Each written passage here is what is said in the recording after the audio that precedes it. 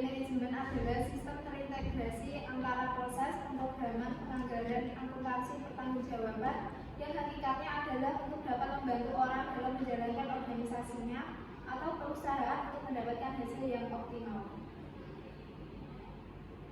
Berikutnya adalah penjelasan tentang sistem pengendalian manajemen satu persatu.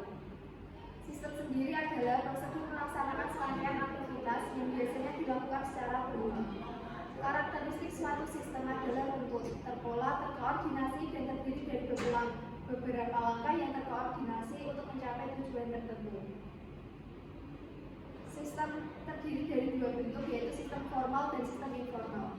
Sistem formal adalah sistem yang memungkinkan pendelegasian otoritas di mana sistem formal memperjelas struktur kebijakan dan prosedur yang harus diikuti oleh anggota organisasi. Sedangkan sistem informal adalah sistem pengendalian manajemen, sistem yang berdimensi hubungan antara pribadi yang tidak ditunjukkan dalam sistem formal. Kemudian pengendalian. Dalam suatu sistem pengendalian akan ditemukan minimal 4 elemen proses pengendalian, yaitu yang pertama detektor atau sensor adalah alat untuk mengidentifikasi apa yang sesungguhnya terjadi dalam proses pengendalian dalam organisasi. 2. Asesor atau penilai adalah alat untuk menilai signifikansi apa yang sedang terjadi atau peristiwa aktual dalam proses pengendalian. Pada umumnya yang dilakukan adalah membandingkan apa yang sedang terjadi dengan seharusnya terjadi atau standar. 3. Efektor atau pelaksana adalah alat yang mendorong perilaku atau tindakan tertentu jika asesor menyatakan bahwa realitas tidak sesuai dengan ketentuan atau standar. Elemen tersebut kadang disebut feedback atau umpan balik. 4. Communication network atau jaringan komunikasi adalah transmisi informasi dari detektor dan asesor atau asesor dan efektor. Berikutnya adalah gambar elemen proses pengendalian. Dari gambar tersebut tampak bagaimana lingkungan yang dikendalikan oleh detektor diidentifikasi untuk apa saja yang terjadi. Kemudian informasi tersebut dibawa ke asesor untuk dibandingkan dengan standar atau ketentuan yang berlaku. Jika sesuai dengan standar atau harapan, maka efektor tidak sesuai prosedur yang ditentukan. Transmisi informasi dari detektor ke asesor lalu ke efektor membutuhkan jaringan komunikasi yang baik agar menghasilkan pengendalian yang efektif. Kemudian manajemen organisasi adalah sekelompok orang yang bekerja bersama-sama untuk mencapai tujuan atau goals organisasi, yaitu mencapai hasil tertentu. Tujuan organisasi sangat beragam, misalnya mencari laba, produktivitas, moralitas tinggi, memberikan jasa ke publik.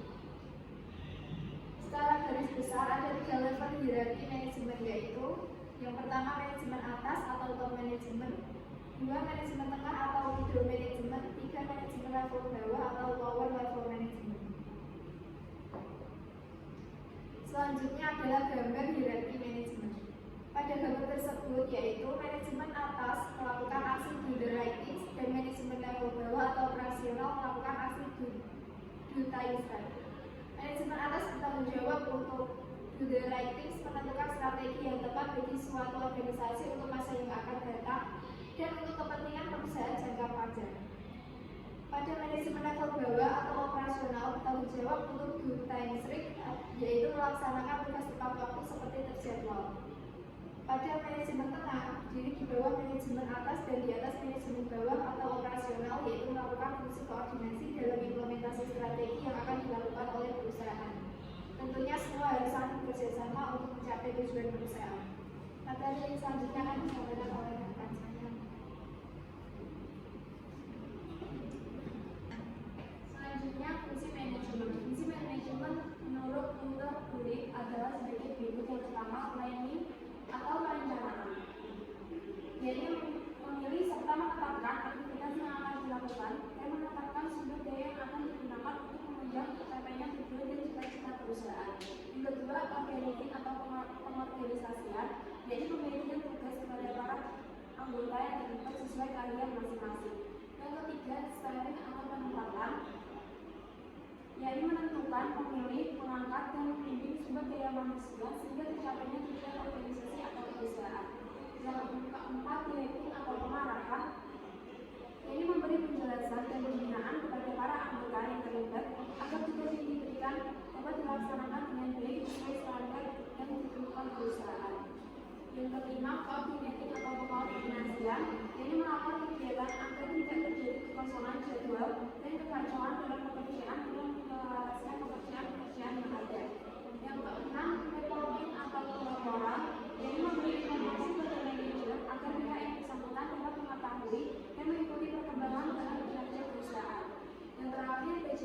pembuatan anggaran, ini mengendalikan organisasi dengan cara perencanaan akuntansi dan fiskal mengenai anggaran yang dibutuhkan organisasi atau perusahaan.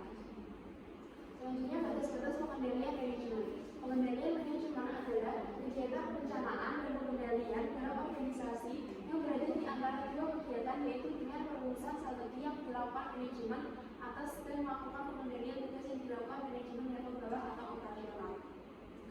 Hubungan hierarki manajemen aktivitas perencanaan dan pengendalian dengan wajib akhir.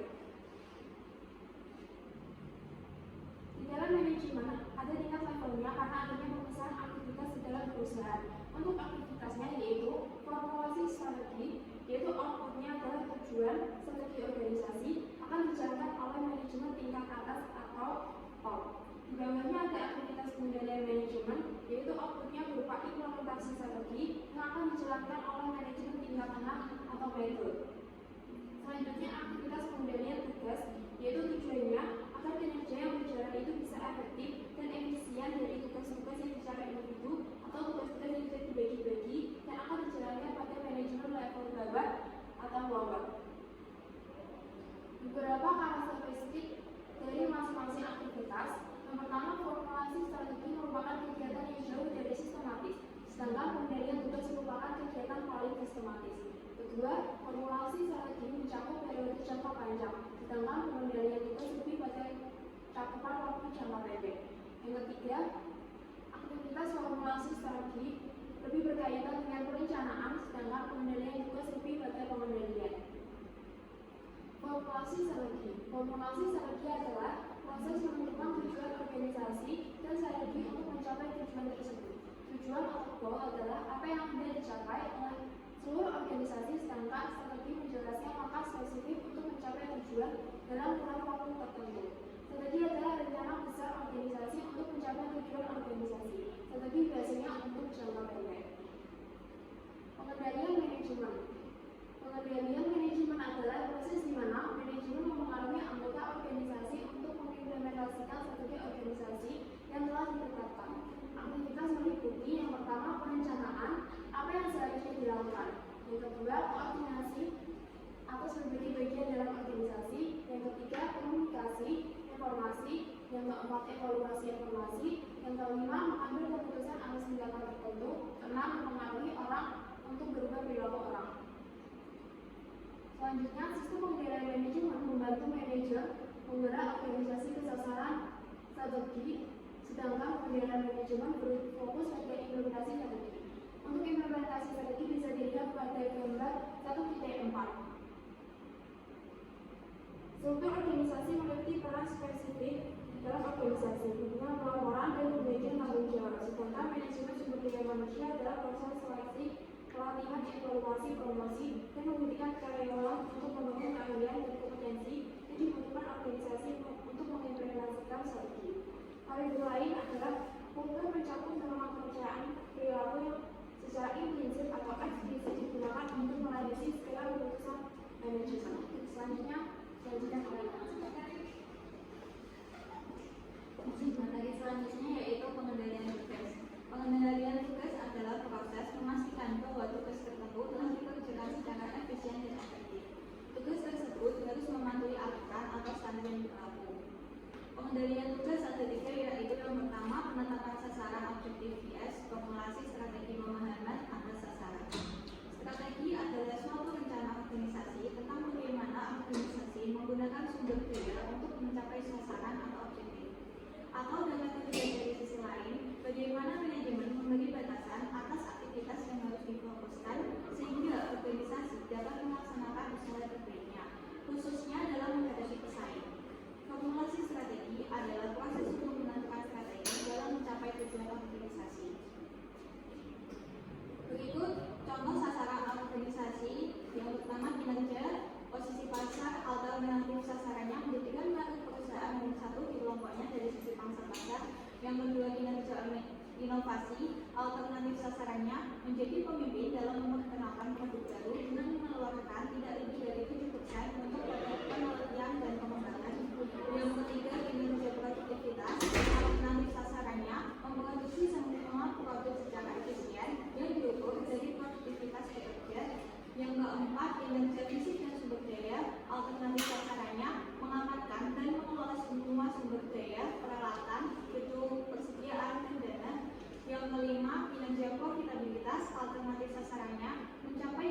pembelian investasi rata-rata paling tidak 15%. Yang keenam, kinerja prestasi dan tanggung jawab manajer. Alternatif sasarannya mengidentifikasi area kritis manajemen. Yang ketujuh, kinerja prestasi dan perilaku pekerja. Alternatif sasarannya mempertahankan kepuasan karyawan yang konsisten dengan tuntutan segmen industrinya. Yang kedelapan, kinerja tanggung jawab sosial. Alternatif sasarannya menanggapi secara tepat harapan masyarakat dan kebutuhan lingkungan. Dalam setiap organisasi, karyawan harus memiliki pemahaman atas apa yang ingin dicapai organisasi. Untuk menghampiri setiap organisasi, karyawan mengerti sasaran organisasi, akan tetapi karyawan mungkin tidak setuju atas bagaimana organisasi meletakkan skala prioritas sasaran kepada para stakeholder atau pemilik debitur, karyawan, supplier, dan konsumen. Yang kedua yaitu formulasi strategi vs pengendalian manajemen. Secara luas, sistem pengendalian dapat dilihat dari dua fungsi, yaitu pengendalian strategik dan pengendalian manajemen. Cara manajemen menyelesaikan persoalan pengendalian strategik akan berbeda dengan pengendalian manajemen. Pengendalian persoalan pengendalian strategik akan memfokuskan diri pada lingkungan eksternal organisasi, bisa menyangkut industri atau lingkungan organisasi. Sedangkan persoalan pengendalian manajemen dengan memfokuskan diri pada lingkungan internal, misalnya bagaimana mempengaruhi perilaku karyawan agar bergerak sesuai dengan keinginan organisasi.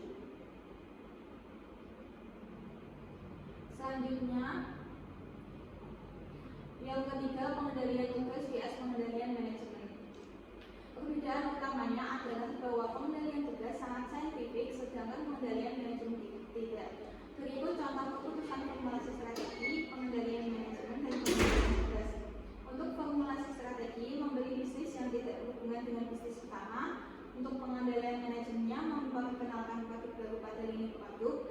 Untuk pengendalian tugasnya, koordinasi pesanan masuk. Formulasi strategi yang kedua, membeli bisnis baru. Pengendalian manajemennya dengan ekspansi pabrik, dan pengendalian tugasnya dengan penjadwalan produksi. Formulasi strategi yang ketiga yaitu mengubah atau pengendalian manajemennya dengan mengeluarkan obligasi, pengendalian tugas dengan mengatur arus kas. Formulasi strategi yang keempat, menambah penjualan langsung atau direct selling. Untuk pengendalian manajemennya yaitu menentukan anggaran pemasaran, dan pengendalian tugasnya pesan iklan di media massa. Formulasi strategi yang kelima yaitu perencanaan kebijakan spekulasi persediaan. Pengendalian manajemennya menentukan tingkat persediaan, dan pengendalian tugasnya pemesanan kembali persediaan. Formulasi strategi yang terakhir yaitu mengambil keputusan mengenai besaran dan arah penelitian. Pengendalian manajemennya yaitu pengendalian organisasi penelitian, dan pengendalian tugasnya yaitu menjalankan proyek penelitian individu. Untuk tabel 1 ke 2, mengidentifikasi perbedaan keputusan antara formulasi strategi, pengendalian manajemen, dan pengendalian tugas melalui contoh nyata. Perhatikan hubungan antara keputusan formulasi strategi dengan pengendalian manajemen dan pengendalian tugas. Keputusan strategi baru membeli bisnis yang tidak berhubungan dengan bisnis utama, membawa konsekuensi bagi manajer tengah untuk memperkenalkan produk baru dengan konsekuen, dan selanjutnya manajer level bawah atau operasional untuk melakukan koordinasi order masuk. Selanjutnya, sistem pengendalian manajemen. Menurut R.N. Anthony dan Vijay Govindarajan, sistem pengendalian manajemen adalah suatu sistem yang dipergunakan manajemen untuk mengendalikan organisasi agar tujuan organisasi dapat tercapai. Sistem pengendalian manajemen berbeda dengan sistem pengendalian sederhana. Proses pengendalian yang dipergunakan manajemen menggunakan elemen dasar pengendalian, yaitu detektor, asesor, efektor, dan communication network.